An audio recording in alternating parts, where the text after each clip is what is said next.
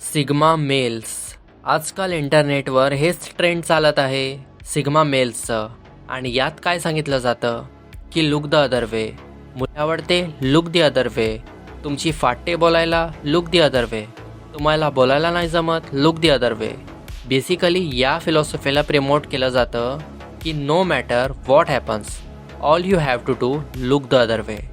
तर जे पण सिग्मा मेल्सचे आयकन्स आहेत, जसे की Patrick Bateman, Thomas Shelby, Homelander, तर हे सगळ्याच्या सगळे एक्सेप्शनली वेल बिल्ड आहेत. यांचा चेहरा खूप सुंदर आहे, यांची बॉडी खूप चांगली आहे, उंच आहेत, ब्रॉड आहेत. आणि हे रिअल लाईफमध्ये जरी असले असते जस्ट लाईक दिस, तरी पण ते सक्सेसफुल असते even bye being sigma. I mean तुम्ही रिचर्ड रेमिरेजला बघाल तर he was serial killer who killed so many man and women, ते पण तडपवून. पण जेव्हा हा जेलमध्ये होता त्याला लव्ह लेटर्स यायचे. लुक ॲट टेड बनी, जेव्हा जेलमध्ये होता मुली यासाठी वेड्या व्हायच्या. तर का हे सिग्मा होते म्हणून, अदर वे बघायचे म्हणून, की यामुळे की ते एक्सेप्शनली गुड लुकिंग आहेत म्हणून. आणि जर तुम्हाला वाटत असेल हे त्यांच्या पर्सनॅलिटीमुळे मुलींना आकर्षित करायचे, तर you are stupid. The only reason मुली यांना लेटर्स पाठवायच्या ते यांसोबत बोलायचे. आणि काही लोक यांची DP पण लावतात.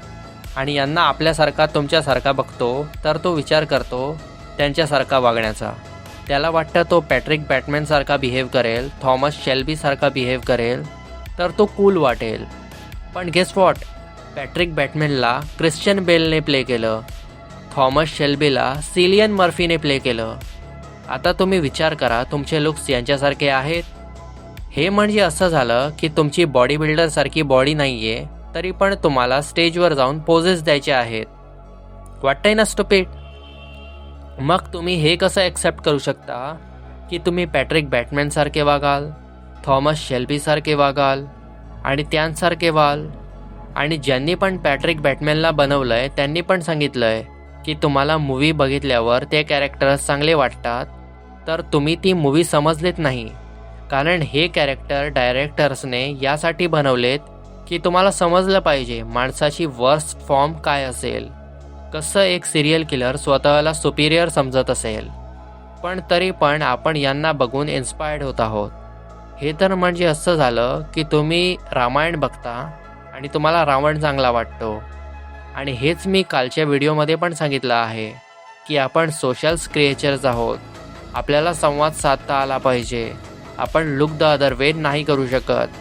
तर लुक्सला इम्प्रूव्ह करा, जिमला जा, सोशल स्किल्स डेव्हलप करा. तर आजसाठी इतकंच. Stay strong.